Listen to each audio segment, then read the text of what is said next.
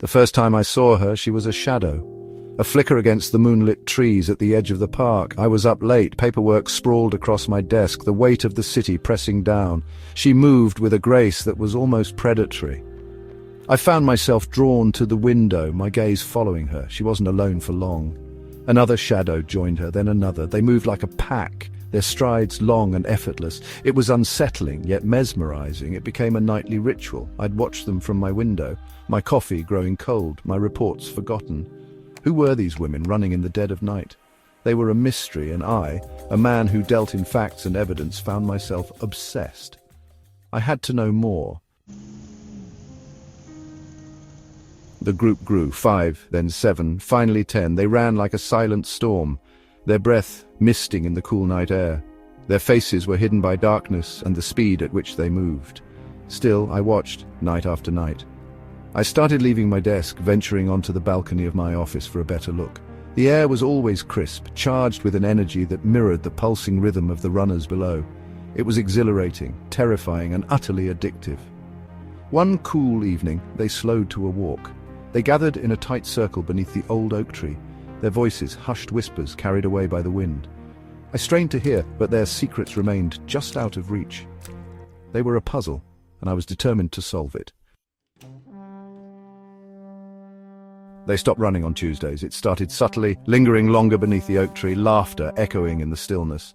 One Tuesday, I saw the telltale red and white of a pizza box, pizza night. The absurdity of it struck me, then a chill.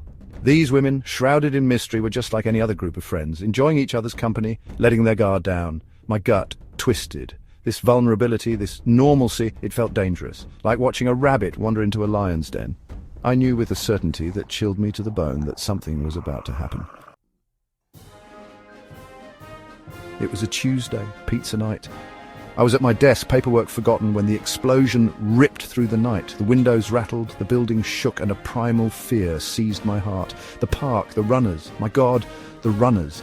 I scrambled down the stairs, my blood pounding in my ears, fear lending speed to my steps. The park was chaos. Smoke billowed towards the sky, the acrid smell of sulfur stinging my nostrils, and then I saw it, the crater.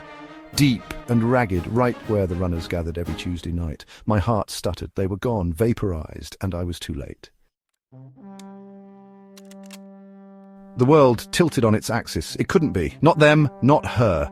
My gaze swept over the faces of the first responders, searching for a sign, an answer. Captain Miller, my second in command, pulled me aside, his face grim. "We need you to look at something, Chief." He led me to the mobile command center, his hand a vice on my arm. On the screen, grainy security footage from a nearby building. 10 figures illuminated by the flashing lights of a police cruiser. My blood ran cold. One of those figures, the one in the front leading the pack, it was her, my wife. My world shattered. Then a strange calm settled over me. A cold, calculating calm fueled by grief and a burning rage. They wanted to hurt me. They chose the one thing I held most dear. They would pay. "We need to make it look real," I said, my voice a raspy whisper.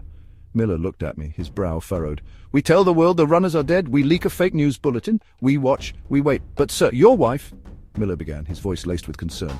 "She's safe for now, and she'll stay that way. I promise you, Miller, we will bring these bastards to justice." The city mourned. Candlelight vigils, news reports, the outpouring of grief was almost unbearable. But beneath the facade of mourning, a different kind of operation was underway. We were watching, waiting.